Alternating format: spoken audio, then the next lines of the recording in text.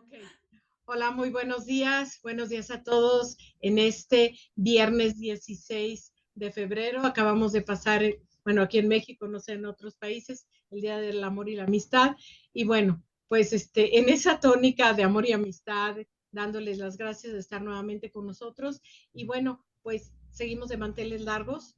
Está nuevamente con nosotros la doctora Lenis González Valles, que es parte de nuestro comité científico. Siempre es un honor y nunca dejaré de decirlo, de estar con nosotros y sobre todo agradeciendo ese corazón tan dadivoso, tan generoso de compartir toda esta información que es valiosísima.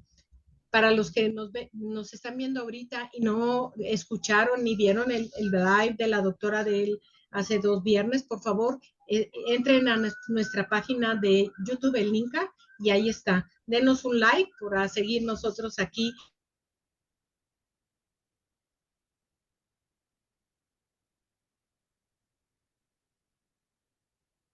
Doctora la maneja de una manera magistral y sin más, las dejo con ella.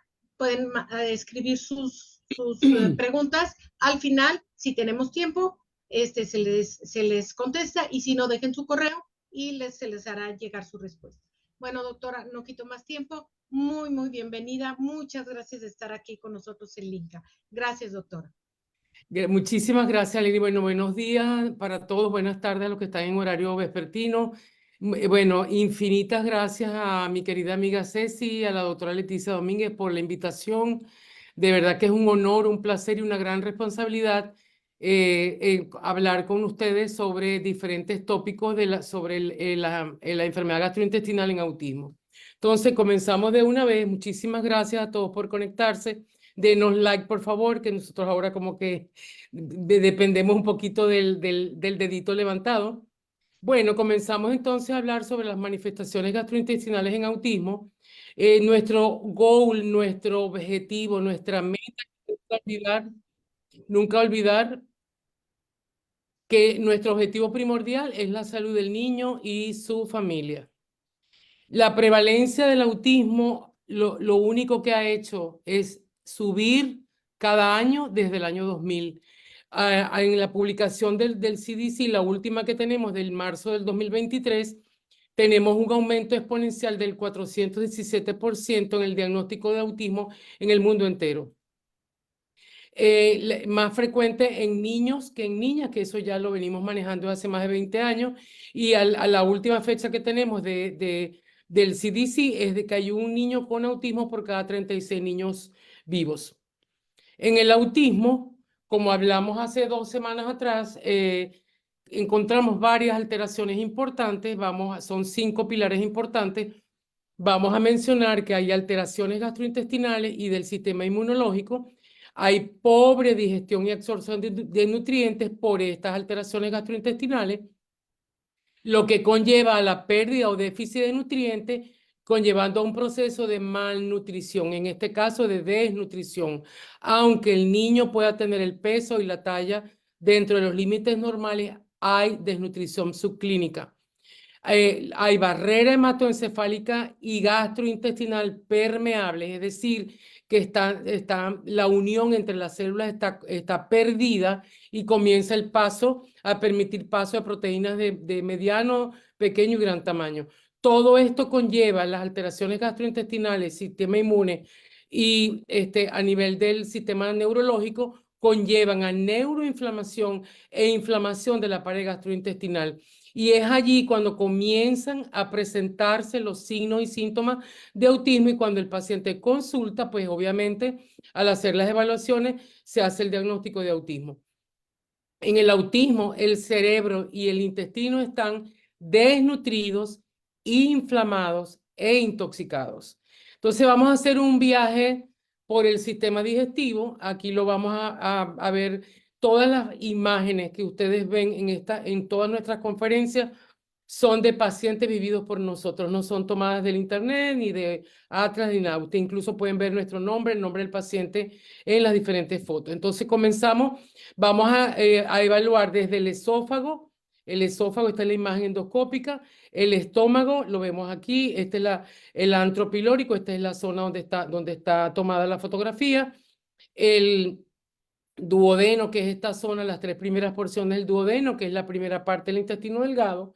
Aquí tiene la imagen. El colon, que tiene 4 porciones, ascendente, transverso, descendente y recto sigmoide. Y el ilion terminal, que es uno de los más severamente afectados en esta enfermedad, está en la desembocadura a través de la válvula ileocecal en el ciego. El intestino delgado llega al colon, o sea, el intestino grueso, a través de un orificio que llamamos la válvula ileocecal.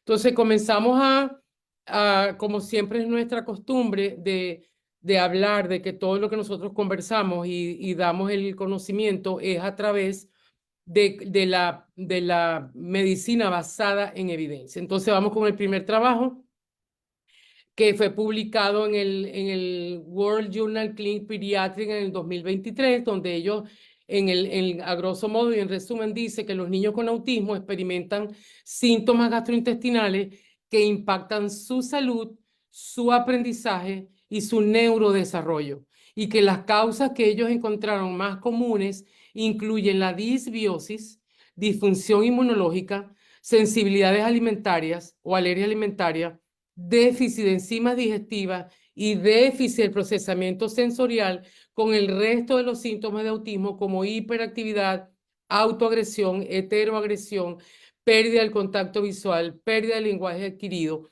entre otros síntomas y signos de autismo. Entonces, la conclusión que ellos llegan en este trabajo interesante, ahí tienen la referencia por si lo quieren leer: los niños con autismo tienen un mayor riesgo de desarrollar comorbilidades, un mayor riesgo de desarrollar comorbilidades que la población general. La prevalencia de las manifestaciones gastrointestinales ha ido aumentando con el paso de los años. Una de las doctoras, de los investigadores que han hecho un trabajo con un gran número de pacientes, la doctora Chaides y colaboradores, publicado en el 2014, ella tenía un rango entre 23 a un 70% de presencia de signos y síntomas digestivos en los niños diagnosticados con autismo. Y no importa el grado de autismo, grado 1, 2 o 3.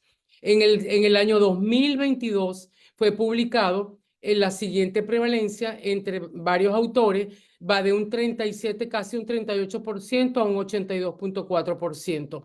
Y la última publicación en el 2023, que es la que mencionamos anteriormente, va de un 46 a un 84%. ¿Qué queremos decir? Que de cada 10 niños con autismo, entre 5 y 8 niños están afectados desde el punto de vista gastrointestinal. ¿Qué encontramos en el sistema digestivo? ¿Cuáles son las alteraciones más relevantes en el sistema digestivo? Tenemos alteraciones enzimáticas con déficit de enzimas digestivas y del sistema biliopancreático, que veremos a continuación en el desarrollo de la conferencia. Déficit nutricionales de diversos grados y tipos. Desde el punto de vista gastrointestinal, tenemos un proceso inflamatorio crónico de bajo grado, que hoy en día está comprobado y se llama autismo asociado a enterocolitis, con un incremento en la permeabilidad intestinal por desmontaje de la zonulina, que es una de las proteínas que mantienen unidas las células del intestino delgado, los enterocitos, y se encuentran niveles elevados en ese de zonulina, que indica que esta proteína se desarticula del intestino y se llega a la luz intestinal y se va perdiendo a través de las heces. Hay niveles elevados de marcadores de inflamación intestinal, lisozima, lactoferrina, calciproteína, bajos niveles de lactasa pancreática, etc. Hay niveles elevados de citoquinas proinflamatorias, las interleuquinas, etc. Hay disbiosis intestinal de diferentes grados y tipos, infecciones oportunistas, tanto por bacterias patógenas, hongos, virus y parásitos. Y la lesión característica a nivel endoscópico es la hiperplasia nodular linfoide. El apellido linfoide se lo damos cuando hemos realizado el estudio histológico de las biopsias. Cuando uno ve un gran nódulo linfático, un gran nódulo hiperplásico, La vellosidad intestinal completamente destruida, lo que en su lugar, en vez de haber mucosa intestinal sana, lo que hay es un gran nódulo hiperplásico lleno de linfocitos y plasmocitos.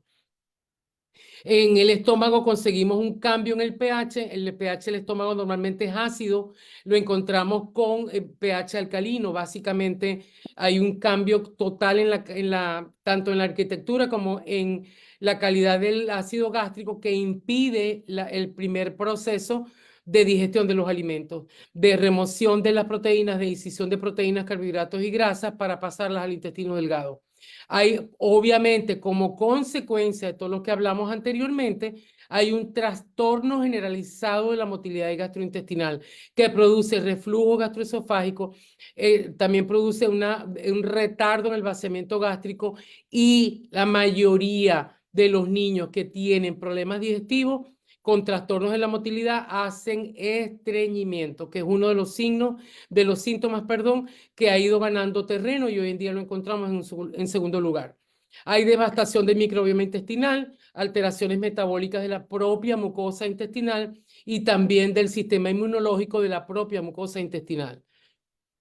Este cuadrito a mí me encanta porque lo vimos en la conferencia pasada, porque aquí hablamos de cómo, pues, alterándose el eje intestino-cerebro, se comienzan a presentar las manifestaciones y las alteraciones de los diferentes órganos y sistemas. Si tenemos un sistema un eje intestino-cerebro alterado por sensibilidad alimentaria, hay pérdida de enzimas digestivas, hay trastornos en la motilidad gastrointestinal, hay trastornos del sistema inmune y desregulación, tanto el intestinal como el sistémico, y la aparición de los diferentes signos y síntomas de autismo, que aquí me imagino que por cuestiones de espacio pusieron un trastorno del procesamiento sensorial, entre otros de los síntomas. Y no olvidar que en el autismo y en estas manifestaciones siempre hay predisposición genética de alguna u otra forma y genes implicados en la génesis de esta inflamación. El siguiente trabajo publicado por el doctor Rowley y colaboradores habla sobre la psicofisiología asociada a los síntomas gastrointestinales en los niños con autismo. Y ellos dicen, encontraron que en los niños con autismo a menudo se acompañan de síntomas gastrointestinales que tienen un alto impacto en la conducta, así como alteraciones en la función del sistema nervioso autónomo. Recuerden que la vez pasada dijimos que el eje intestino-cerebro está comandado por el sistema nervioso autónomo, que es la gran autopista que comunica el sistema digestivo con el sistema nervioso central llamado cerebro, que llamamos cerebro, perdón. Y la conclusión es, ellos encontraron que la relación de los niños con autismo y manifestaciones gastrointestinales es particularmente muy estrecha en pacientes con trastornos de ansiedad, agresividad y autismo regresivo. O sea, hay una estrecha relación entre la severidad de los síntomas digestivos con la severidad de los síntomas de autismo.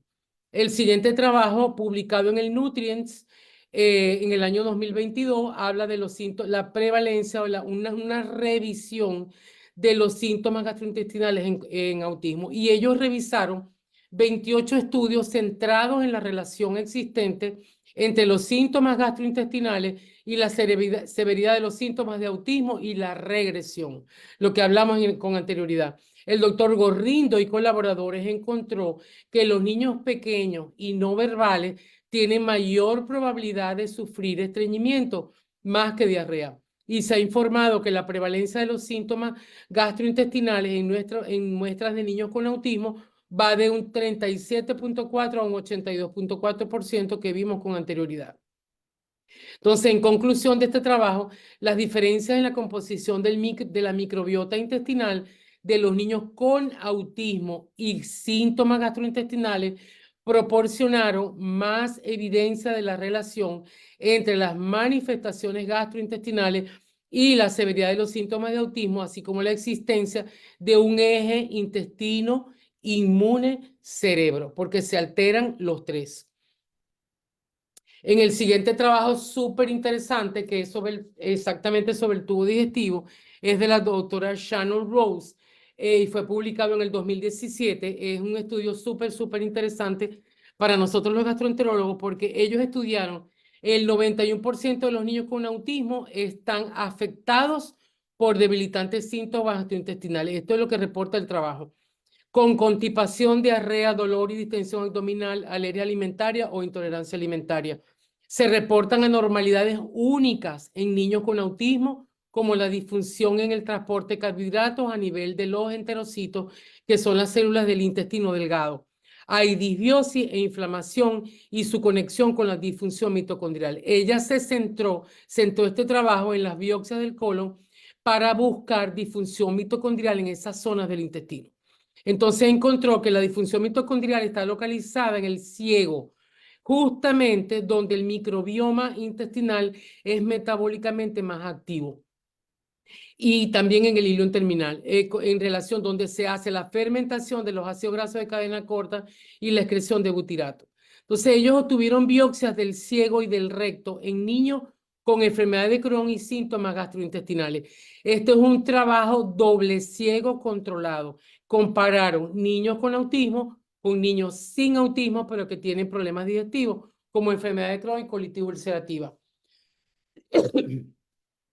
Y estos síntomas no específicos, muchos pacientes no eran síntomas tan específicos como lo que nosotros conocemos en los niños con autismo. Y ellos estudiaron niños neurotípicos con problemas digestivos y niños con autismo para medir la disfunción mitocondrial. Entonces, ¿qué encontraron? En el tracto gastrointestinal sano hay regulación inmunológica y metabólicamente positiva. Hay balance de bacterias del microgenoma, o sea, no hay disbiosis, no hay alteración del sistema inmune, no hay inflamación de la pared intestinal y la función del todo el tubo digestivo, sobre todo el gastrointestinal, está indemne. En el autismo que encontraron en el colon de los niños con autismo, encontraron estrés oxidativo, inflamación de la pared intestinal, disfunción mitocondrial y mayor cantidad de bacterias disbióticas en comparación con las bacterias comensales. Entonces, es importantísimo que ustedes, que toda la población o todo el público que tenemos comprendan que sí hay manifestaciones digestivas porque hay una inflamación crónica importante que es como un efecto dominó. Al inflamarse el intestino comienza el deterioro de sus funciones a través del deterioro del sistema inmune, del sistema muscular, de la función de la mucosa, etcétera, etcétera, trayendo inflamación hacia el sistema nervioso central, porque hay una comunicación anatómica, fisiológica y metabólicamente activa entre el cerebro y el intestino. Lo podemos comprobar si tenemos el eje intestino-cerebro en un niño con autismo. Hay inflamación de la pared intestinal, disautonomía, déficit nutricionales, déficit inmunológico, metabolitos dietarios del gluten y la caseína, como gluteomorfina y casiomorfina, disbiosis intestinal. Entonces, la traducción de toda la inflamación y toda la debacle que hay en el intestino se transforma o se evidencia a través de los síntomas neurológicos, como posturas antálgicas, trastornos del sueño, trastorno de pica, que es consumo de objetos que no son alimentos, crisis explosivas inexplicables, autoagresión, heteroagresión, desconexión, pérdida del contacto visual y del lenguaje, etc.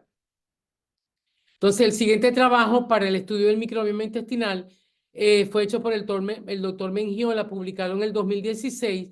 Ellos encontraron en este estudio que la importancia de la alteración del microbioma intestinal en la etiopatogenia, o sea, en las causas del autismo y de los trastornos neuropsiquiátricos debido a la desregulación del sistema inmunológico, endocrino y neurológico, que resulta en la alteración del eje intestino-cerebro. La verdad, queridos oyentes, hay una inmensa cantidad de artículos publicados que refrendan, que corroboran la inflamación y la alteración del eje intestino-cerebro. En el siguiente trabajo, publicado en el 2018 en el Brain Behavior Immunology, encontraron que los niños con autismo y manifestaciones gastrointestinales tienen niveles elevados de citoquinas. Ya lo mencionamos láminas atrás. Perdón, citoquinas proinflamatorias en comparación con niños autistas, pero que no tienen o no se les ha demostrado patología gastrointestinal. Y que los niños con autismo y manifestaciones gastrointestinales tienen niveles elevados de sonulina, que es un marcador que indica la presencia de permeabilidad intestinal. Entonces vamos a a comenzar entonces a ir viendo poco a poco las alteraciones del intestino. Vamos a ver el microbioma intestinal. Entonces hay disrupción de la pared, hay de separación de las células intestinales, sobre todo intestino delgado, paso de sustancias y de proteínas de gran tamaño, y de ahí pasan bacterias, hongos, virus, parásitos, alergenos, todo tipo de sustancias tóxicas que producen inflamación de la pared, aquí intestino delgado, aquí intestino grueso, producen los grandes nódulos linfoides, como vemos en la lámina de abajo. La mucosa colónica es sustituida por estas lesiones de gran tamaño que al estudio de la biopsia vemos son nódulos grandísimos llenos de linfocitos, y aquí no hay mucosa colónica que funcione. Las glándulas se pierden, etcétera, etcétera. Con la consecuente neuroinflamación, disbiosis intestinal y la presencia de los síntomas y signos para el diagnóstico de autismo. Entonces aquí vemos una imagen hermosísima de un intestino sano. El intestino sano es un epitelio cilíndrico simple, es decir, una sola capa de células. Y todas son larguitas, están pegadas unas a la otra. Lo moradito que ustedes ven aquí es el núcleo de cada célula. Esto se llama enterocito, la célula típica del intestino delgado. Y esto que está aquí es la mucosa. Entonces, estas células están todas unidas por una de las proteínas más importantes, la sonulina, como ya mencionamos, y estas células todas y cada una tienen una estructura que se llama ribete en cepillo, que es la encargada de producir las enzimas digestivas, sobre todo disacaridasas. Entonces, una vez que nosotros obtenemos a través del proceso inflamatorio la disrupción, la destrucción del intestino delgado en parches, porque no es todo el intestino el que se afecta, se pierde el ribete en cepillo, por eso hay déficit enzimático. Se separan las células y por eso empieza el proceso inflamatorio a través del contacto con toxinas y con químicos y con bacterias, hongos, virus y parásitos.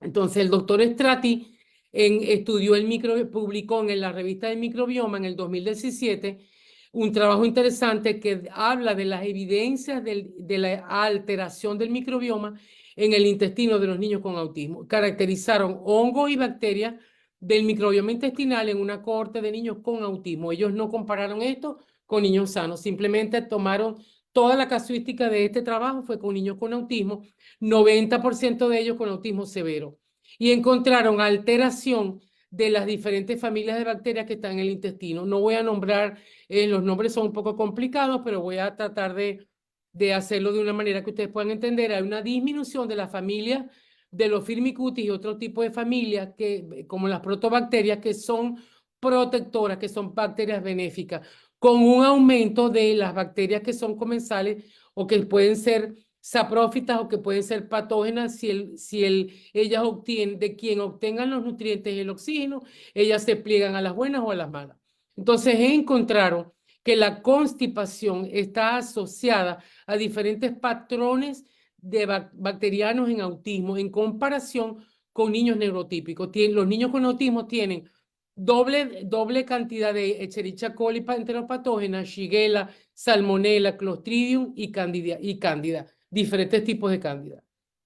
Entonces, hablamos ahora de la responsable de que el intestino se mantenga impermeable y que al desmontarse, al perderse, la sonulina, se produce lo que conocemos como permeabilidad intestinal. El doctor Alessio Fasano, que es profesor nuestro en el MAPS, él es un gastropediatra igual que nosotros, publicó un trabajo interesantísimo que yo les recomiendo que lo lean. Ahí está la publicación, que dice que toda enfermedad comienza en el intestino. Y aquí él menciona, en un trabajo bastante largo, el porqué de esa aseveración que él hace. Sin embargo, nuestro centro es para demostrar que él, a su vez, aisló y demostró que la secreción de la sonulina va seguida de un aumento de la permeabilidad intestinal secundaria al desmontaje de la proteína, que es sonulina 0,1, del complejo de unión estrecha entre los enterocitos, como ya lo explicamos. Aquí está mejor expuesto la parte fisiopatológica del desmontaje de la sonulina. El test de sonulina con valores elevados es la prueba más importante que indica permeabilidad intestinal. Por eso todos nuestros pacientes Desde el año 2017 que esto comenzó, se le solicita el estudio de sonulina en las heces, porque es indispensable para saber si tiene permeabilidad o no. Hay alteraciones enzimáticas como déficit de enzimas pancreáticas, hay déficit de lipasa, proteasas, peptidasas y amilasa para degradar las grasas, los carbohidratos y las proteínas. Hay alteraciones de la enzima en ribetén-cepillo, como les mencioné. Hay pérdida total de las vellosidades en parches. Se pierde el ribetén-cepillo, se pierden las vellosidades. Por lo tanto, no hay secreción, no hay producción de enzimas del ribetén-cepillo, que son la lactasa, las disacaridasas, que son importantes para la degradación del azúcar, de azúcares complejos. Lactasa, maltasa, isomaltasa, sucrasa y palatinasa. Y una de las más importantes también se produce en el ribetén-cepillo. Aquí lo vemos en una microfotografía de los años 40 más o menos, una biopsia que encontré que me encantó. La DPP4, que es la dipeptidilpeptidasa 4, es una enzima proteolítica, quiere decir que degrada las proteínas y que normalmente se produce en el ribetén-cepillo, que en nuestros niños está destruido. Entonces ella es responsable de escindir o de destruir la gluteomorfina y la casiomorfina. Está asociada a la regulación inmunológica y a la transducción de señales y apoptosis. O sea, la DPP4 tiene que ver con la muerte prematura de células si ella no existe, si ella no se produce. Entonces es importantísimo que a todos nuestros pacientes tenemos que suplementar con la DPP4. Los niños con autismo producen anticuerpos de paso, como no hay nada, como no tenemos nada, pues encima, algunos niños con autismo producen anticuerpos contra esta enzima, la DPP4, por lo que su actividad está más disminuida de lo característico, porque aparte de la pérdida del ribete, tienen anticuerpos que la destruyen.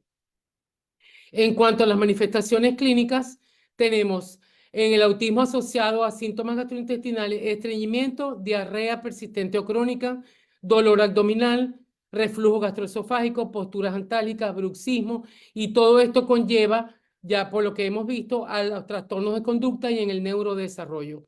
Los signos clínicos, que son los que los médicos encontramos cuando evaluamos un paciente: distensión abdominal, heces fétidas con restos alimentarios, trastorno de pica, disbiosis con pobre respuesta al tratamiento, reinfecciones gastrointestinales frecuentes y parasitosis intestinal evidenciada por el prurito anal.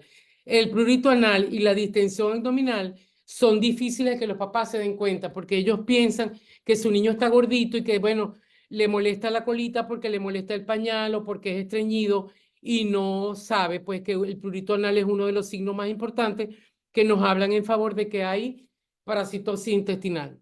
En los signos clínicos en autismo, continuando con los signos clínicos, hay falta de progreso en las terapias, falta del control de esfínteres por encima de los 4 años, hay trastornos de agresión o autoagresión, heteroagresión, berrinches inexplicables o crisis explosivas inexplicables, trastornos del sueño, hiperactividad, irritabilidad, intolerancia a la frustración, a las esperas, etc.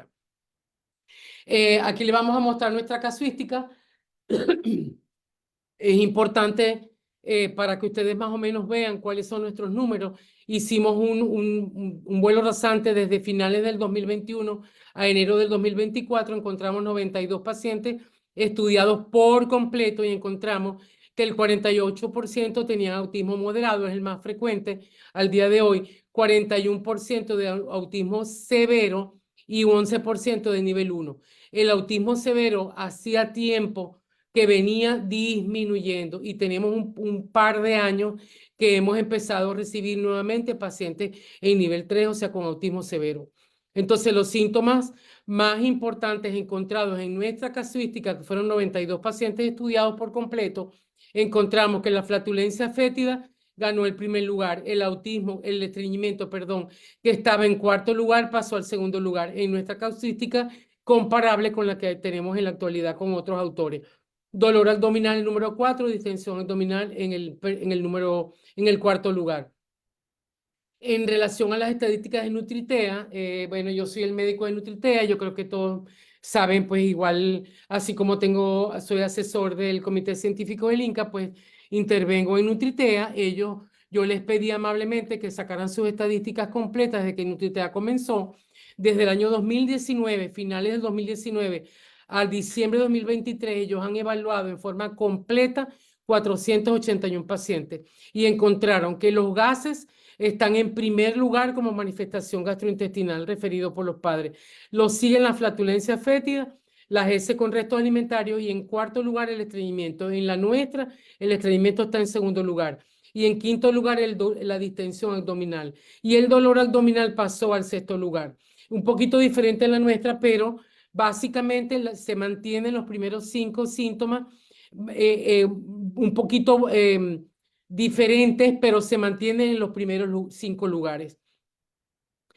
Aquí tenemos unos ejemplos que es distensión abdominal, dolor abdominal en niños no verbales y en los niños no verbales es muy complicado sacar el síntoma de dolor abdominal porque tienen crisis, berrinche terrible, de difícil manejo. Ya en los más grandecitos pueden ya tocarse la zona que les duele o presionarse el abdomen con superficies duras.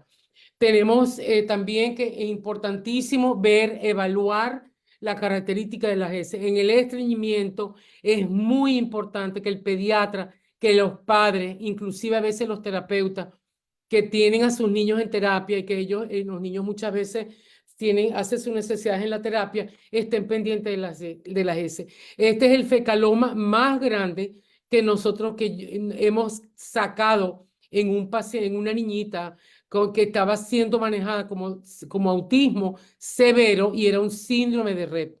En ese momento nosotros hicimos el diagnóstico, bueno, con la doctora Negrón en Colombia. Esta paciente se hospitalizó y se tuvo que sacar este fecaloma, que era como una piedra realmente, consistencia petra, tenía 750 gramos el peso de este fecaloma. Entonces, para que vean lo serio que puede llegar a ser el estreñimiento y lo difícil que puede llegar a ser los síntomas de autismo y el difícil manejo y la no respuesta al tratamiento si nosotros no resolvemos esta situación de manera rápida y urgente. Aquí hay diferentes características de heces de niños estreñidos y el biofilm, que es la expulsión de moco sin contenido fecal. En el estreñimiento nosotros hacemos rayos X de abdomen simple. Aquí vemos un niño distendido. Este es el mismo paciente que fue objeto de la rayos X. Vemos un colon completamente distendido y lleno de heces, inclusive hasta la pelvis, hasta la fosa lumbar.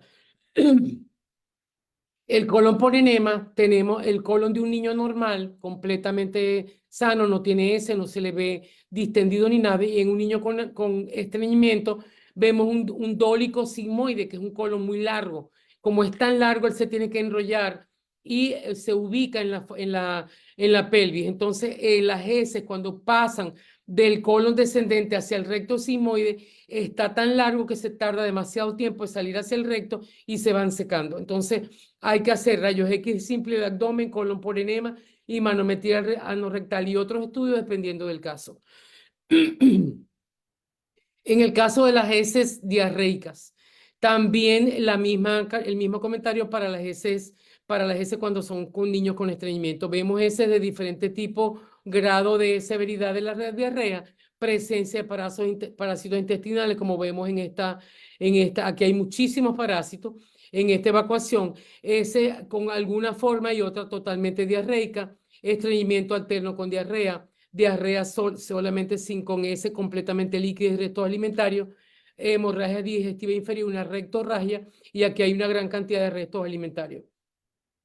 Parasitosis intestinal de diversos grados y tipos, alteraciones nutricionales importantes encontradas en nuestra casuística, tenemos trastornos conductuales como, de la conducta alimentaria, perdón, como apetito voraz, picky eater, selectividad alimentaria, son sensibles o selectivos a la textura, el color, el sabor, el olor y el aspecto del alimento. Hay déficit de nutrientes, como ya lo conversamos, alergia o sensibilidad alimentaria y alteraciones neurosensoriales. Estos niños son muy rígidos, presentan rigidez, inflexibilidad y no aceptan cambios de ningún tipo en su alimentación. El diagnóstico, como ya hemos conversado anteriormente, es multidisciplinario, el manejo multidisciplinario, la evaluación pediátrica, exámenes de laboratorio y biomarcadores, evaluación gastroenterológica, evaluación nutricional, interconsultas, depende del caso de cada paciente, y la evaluación psicoeducativa. La evaluación nutricional, la evaluación gastroenterológica y la evaluación pediátrica no tienen negociación con otra cosa. No se negocian, son indispensables para todos los pacientes con sospecha o diagnóstico de autismo. De hecho, nosotros, todos nuestros pacientes de hace muchísimo tiempo, se evalúan con el nutrólogo, ya sea con Nutritea o con otras instituciones o con el nutrólogo de su país en donde resida el paciente. Pero es indispensable la evaluación nutricional para poder continuar adelante. Entonces vamos a hacer un paseo por el autismo asociado a enterocolitis. Aquí hay una cantidad empezamos desde el 2000, desde 1999 a empezar a publicar hasta el año 2023. Hay muchos más autores que no me caben pues por espacio en la lámina. Entonces, ¿cómo estudiamos el intestino? Aquí yo no me voy a detener en cada estudio porque por razones de tiempo, pero estudiamos las heces, el examen de orina. En el examen de heces hacemos evaluación completa, quiere decir coprocultivo, cultivo de hongo, estudio del microbioma intestinal, todas las familias de bacterias intestinales, sonulina, Saccharomyces cerevisiae, sacamos la flora benéfica, cómo están los filos, las familias de bacterias en el intestino, las PCR para bacterias, virus, hongos y parásitos, el estudio de las toxinas de Clostridium difficile, etc. En el examen de orina hacemos ácidos orgánicos en orina, mycotoxins, o sea, las toxinas en orina, hacemos el mole allergy, que es la IgG específica para presencia de moho en la orina, IgG específica para alimentos y en algunos casos la IgE, que no ayuda mucho, pero en niños con problemas respiratorios se tienen que pedir las dos. Y hay otros exámenes, la histamina sérica, los niveles de histamina, etcétera. El perfil general que conlleva una gran cantidad de exámenes y los exámenes especiales de acuerdo a cada caso. Nosotros tratamos de personalizar a cada paciente en particular, pero hay un ABC que todo paciente con autismo debe cumplir. Y los estudios endoscópicos, endoscopia digestiva superior, ileocolonoscopia y el estudio histológico. O sea, nosotros no podemos hacer una endoscopia sin tomar las biopsias, porque entonces no estamos haciendo nada. Sometemos al paciente a anestesia, a un proceso de 3 días de preparación para no tomar las biopsias en los sitios donde se deben tomar. Entonces, hemos tenido dificultades en diferentes países con los que trabajamos, porque los pediatras, los gastropediatras, a pesar de que mandamos toda la información, ellos no toman todas las biopsias donde debería ser. Entonces se nos ha complicado un poco el trabajo por esa razón. Y nos vamos a mandar a hacer otra endoscopia para tomar la biopsia que faltó. Nos hemos tenido que acostumbrar a trabajar con lo que nos dan. Entonces, para que quede ante el público que nos está escuchando, ante los médicos que están presentes, los padres de los niños con autismo y los niños sin autismo, pero que tengan problemas digestivos, cuando se hace un estudio endoscópico es importante tomar las biopsias de esófago, estómago, intestino delgado, ilion terminal y las 4 partes del colon en frascos separados. Entonces, aquí tenemos dónde tomar esófago superior e inferior. En el estómago se toman 5 biopsias en todas las partes del estómago. En el duodeno, que es el número 3, el ilion terminal, que es el 4, y todas los componentes del colon. Aquí está el equipo de trabajo. Inclusive, esta es una foto que yo nunca dejo de poner porque es nostálgica para mí, porque fue unas jornadas en Maracaibo, mi ciudad natal, donde yo estudié, donde está mi universidad, acompañada por el anestesiólogo, la enfermera en ese momento que teníamos, y con Liz Mari García, que nos estaba echando una mano para que los niñitos estuvieran tranquilos, y se estaba entrenando en el protocolo con nosotros. Y sé que ella está escuchando esta conferencia. Entonces, bueno, aquí está la pinza con que se toman las biopsias, el frasquito de donde se ubica con el formaldehído. Entonces, vamos a ver algunos estudios de los órganos que hemos mencionado. En el esófago encontramos diferentes tipos de esofagitis por reflujo, como las dos primeras, desde el tercio medio al tercio inferior, con incompetencia del esfínter esofágico inferior, como lo ven aquí abierto. Entonces, esto permite que el estómago se introduzca hacia el esófago a través del esfínter esofágico inferior abierto y se produzca lo que llamamos hernia hiatal. Y en este caso, el tercio inferior nodular.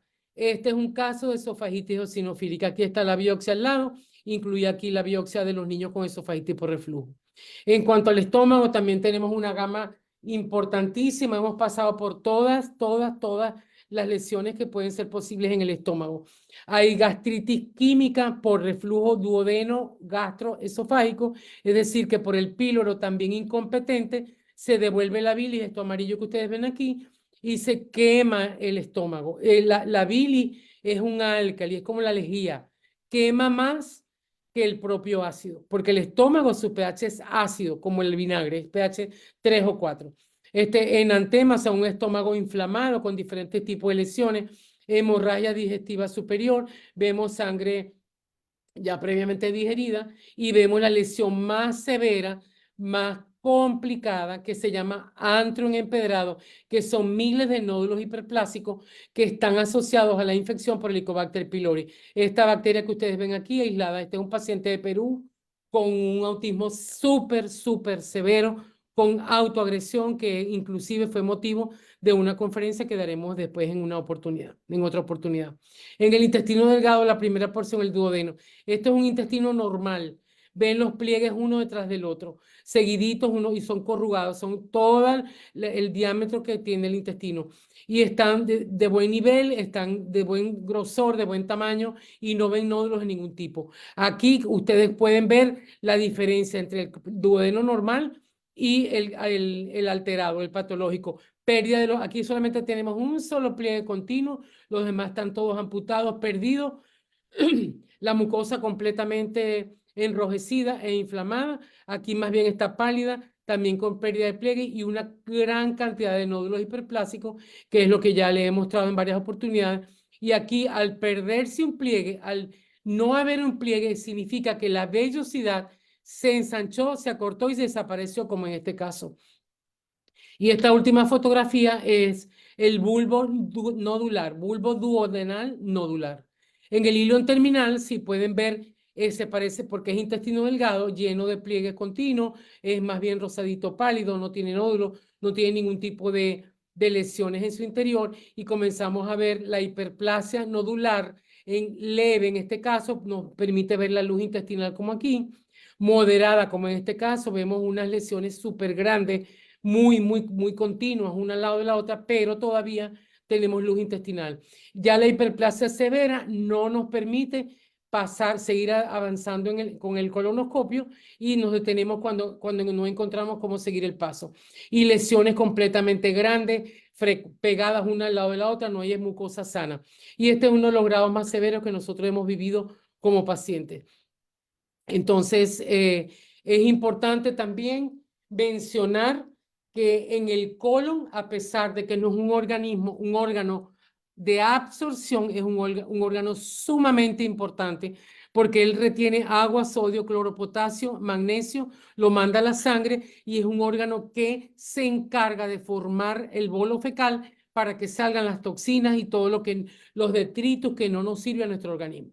Entonces vemos un colon normal rosado pálido, las austras bien definidas, se ve el detalle vascular, se ven las arterias y todo eso, empieza a inflamarse por el proceso que ya hemos mencionado, empezamos a ver estas lesiones que parecen cráteres grandes, así se ve con el endoscopio, no está aumentado de tamaño, ustedes pueden ver la fecha, pueden ver nuestro nombre, pueden ver el nombre del paciente inclusive.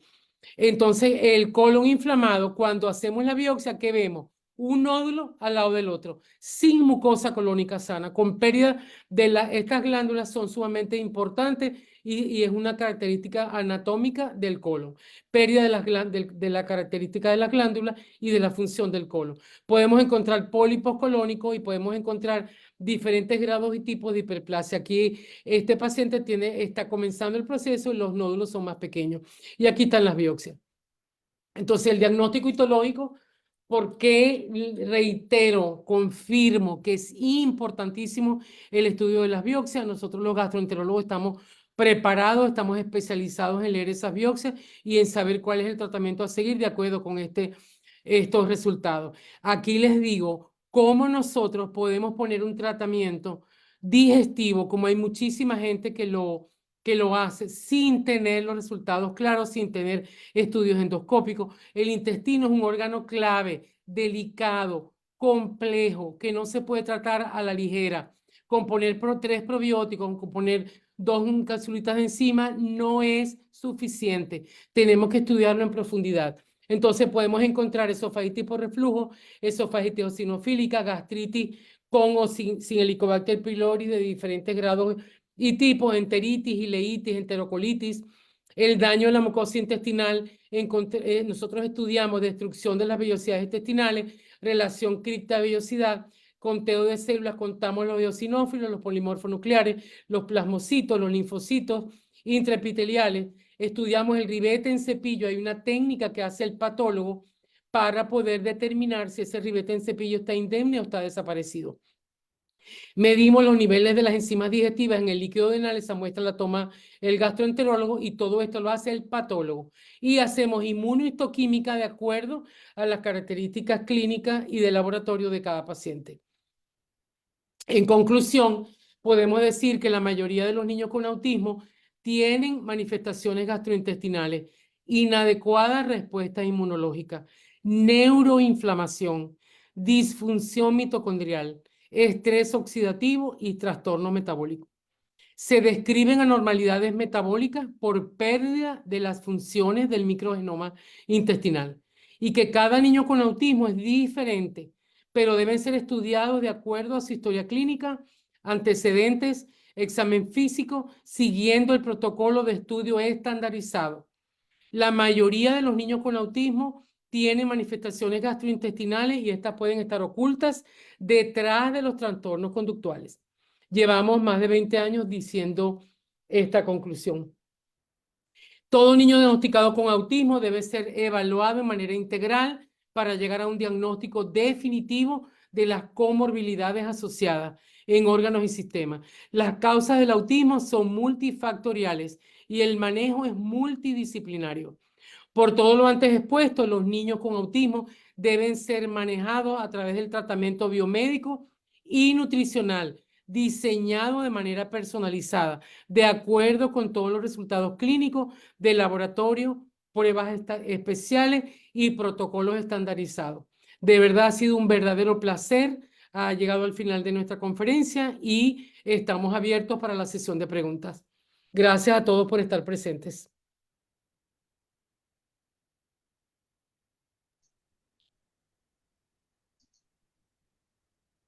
Oh, wow.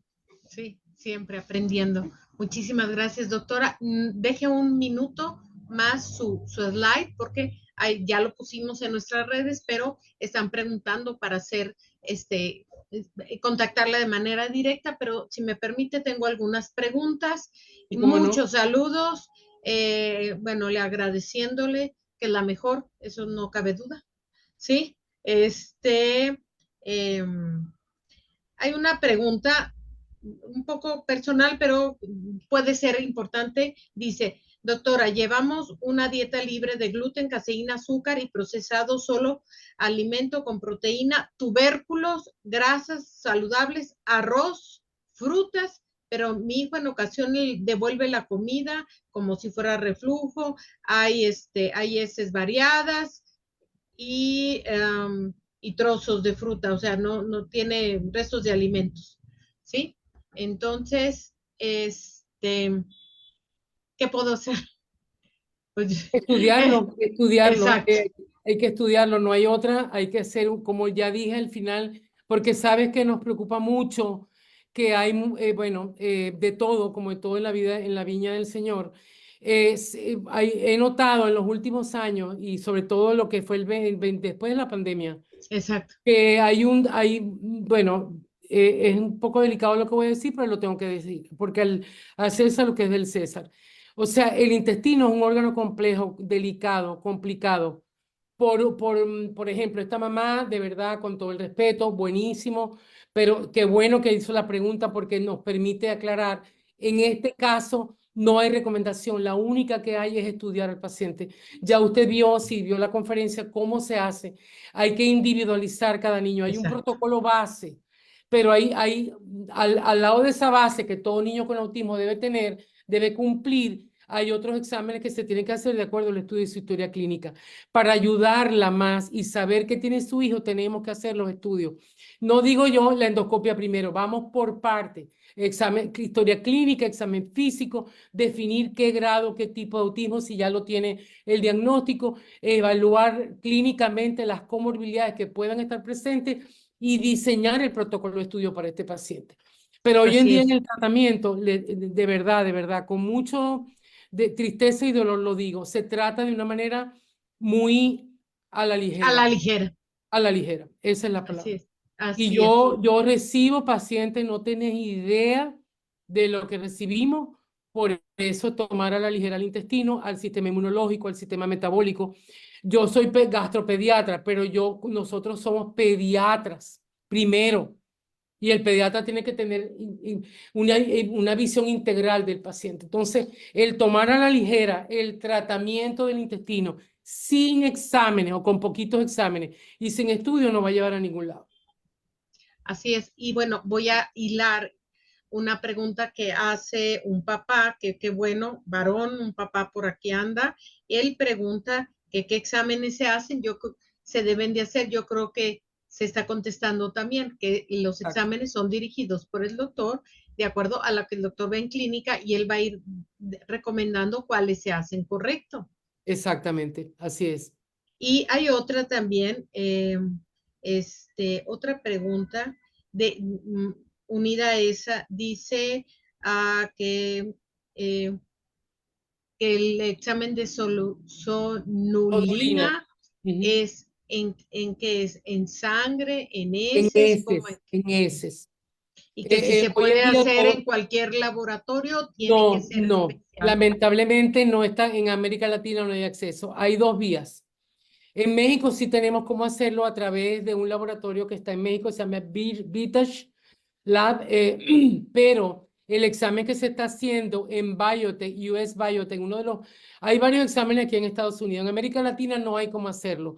Tienen que mandarse para acá, para Estados Unidos. México es el único que tiene un laboratorio en el DF que nosotros utilizamos, que ellos son el vínculo para acá, para el laboratorio aquí en Estados Unidos. El examen de heces que nosotros estamos haciendo en la actualidad de Biotech, US Biotech, tiene todos esos marcadores. Sonulina, Saccharomyces cerevisiae, Helicobacter pylori, PCR para el Clostridium difficile. Nosotros cuando tenemos pacientes de América Latina, todos esos exámenes van aparte, porque por ejemplo, hay laboratorios que si son locales no lo tienen incluido. Entonces, el examen de US, no quiero dar o Sí, sea, no es bueno decir el nombre del laboratorio, pero es es lo que que es hay, el la único, pregunta lo es lo que, permite. exacto. Exacto, entonces hay un examen de ese, que aquí hay varios laboratorios en Estados Unidos que ya incluyen todo en un solo examen. Pero en América Latina, lamentablemente, tenemos que separar y no hay cómo hacerlo. No sacando a México de Centroamérica para abajo, no hay manera, sino hay que mandarlo para acá. Hay varios laboratorios aquí, se hace solo la sonulina en ese, con un kit característico. El examen para estar solo, pues un poquito, cuesta alrededor de $100 más el envío de allá y para acá, pero si logramos hacerlo en el laboratorio que donde hacen, por ejemplo, TLT en España, hay laboratorios ya en casi todos los países del mundo están integrando todos esos exámenes dentro del estudio del microbioma intestinal y de la S del paciente. Ok, bueno, muchas gracias. Y bueno, Cecilia Díaz desde Chile, ella comenta del tema de de, de trasplante fecal que hace recuperaciones totales en niños con autismo. ¿Qué comenta, doctora? ¿Funcionan o funcionan? Bueno, nosotros nos guiamos por la medicina basada en evidencia y quien está aquí en Estados Unidos, el que tiene la batuta en este momento de un trabajo de investigación que estamos esperando la parte 2, la publicación de la parte, es el doctor Alessio Fasano y su equipo en la Universidad de Harvard University. Ellos encontraron en la primera camada que hicieron, durante 8 semanas se mantiene el trasplante, se mantiene dentro del intestino y mejoran los síntomas. Después de las 8 semanas, el intestino vuelve otra vez, no tanto como al principio, pero vuelve con su propia característica, porque si la base que produce esa inflamación y esa disbiosis no se corrige y no se trata, el trasplante no es el único tratamiento. La gente piensa, le hago el Sí, trasplante, ya no tengo que suplementar, ya no tengo que hacer dieta, y no es exacto. cierto. O sea, es una herramienta más, Así pero es. el primer trabajo lo publicó en el 17. Estamos esperando el segundo, porque ellos han hecho el seguimiento de los mismos pacientes. Eso toma hasta 10 años para uno saber cómo va, pero hasta ahora no es la panacea. no es lo único que funciona y es temporal. La mejoría no se mantiene en el tiempo, hasta lo que nosotros sabemos. ¿Okay? Ok, entonces podemos decir que, bueno, ahora sí, depende del criterio y del análisis médico que haga el pediatra o el gastro, el médico, si sea una herramienta, bueno, efectiva dentro de el tratamiento del niño, ¿verdad? Entonces, Exacto. es parte de estas Sí, herramientas que tenemos, ¿verdad? Yo sí, exactamente. yo insisto porque lo veo como papá, estamos tan desesperados que hacemos lo que sea, ¿no? Entonces gastamos, vendemos la casa, vendemos el coche, vendemos todo y resulta que no, o sea, y nos quedamos más desgastados, más mal y más rota la familia física, económica, mental, emocionalmente. Entonces, sí, yo quiero insistir, el trabajo de la doctora Lenny, si se ve, es todo un protocolo, ¿sí? Individualizado y va viendo las alertas. No lo hagamos solo, ¿sí? No salgamos corriendo a hacer exámenes, hay que hacer un apoyo médico para poder saber y que pueda salir adelante el niño realmente. Sin ¿Sí? consulta, o sea, si nosotros no evaluamos al niño en consulta, el médico que sea, no estoy hablando de mi persona como tal, si el niño no es evaluado por el equipo multidisciplinario, lo he dicho toda la vida, los 24 años que llevamos en este protocolo, lo hemos dicho siempre, no es un solo médico, no es un solo terapeuta, no es la mamá, no es el papá, todos formamos parte del equipo, pero un paciente no se puede manejar a la ligera, no se puede manejar. Ay, le salieron hongos en la heces, le voy a dar nistatina. Así no se maneja el intestino. Lamentablemente eso es lo que hay, abunda, abunda. Y siempre uno se preocupa porque dice, bueno, entonces esto no se va a acabar nunca. O sea, ¿cuándo la gente va a entender que necesitamos el apoyo del equipo? El Exacto, nutriólogo, por ejemplo, tú manejas la parte nutricional con tu propio hijo, fue tu primer paciente. ¿Y exacto. qué resultados has tenido tú? Sin dieta no hay tratamiento que funcione. No, es el de mi Entonces, el vida. primer Así paso es. es la evaluación, como dijimos, por Nutricional. todo el equipo, y el primer paso antes del tratamiento de médico es el manejo nutricional. Yo no me comprometo a poner tratamiento a nadie, si el paciente no está en dieta o si la mamá no quiere hacer, Exacto. porque lo hay, pues respetamos su Así. decisión, pues. Pero Exacto. es importante que esto no es a la ligera, no se maneje a la ligera. Eso a Y, mí de verdad me produce angustia, mucha angustia, porque lo que exacto. yo no recibo, Cecilia, pacientes fáciles. A No, nosotros nos llegan niños bien bien complicados complicado. y estamos viendo niños con autismo severo también con mucha preocupación, que ya hacía tiempo que no nos pasaba eso. No solamente Así yo, es. yo hablo, mis colegas también están pasando por lo mismo. Exacto. Y entonces, reflexión. ¿Cómo hacemos equipo? Mamá, papá, terapeuta. ¿Dónde están las alertas? Aquí están. Estreñimiento. ¿Sí? No puede pasar el día. O sea, si el niño se empieza a cambiar de conducta, empieza a cambiar, empiezan las estereotipas, no empecemos a buscar cómo darles medicamentos que lo vayan a calmar. No, no, no. La pregunta vital, ¿fue al baño? ¿Ya evacuó? Porque pregunto, ¿cómo está? Ah, pues lo normal, ¿cómo evacuó? Pues cada 5 días o cada 10 días, ¿ok?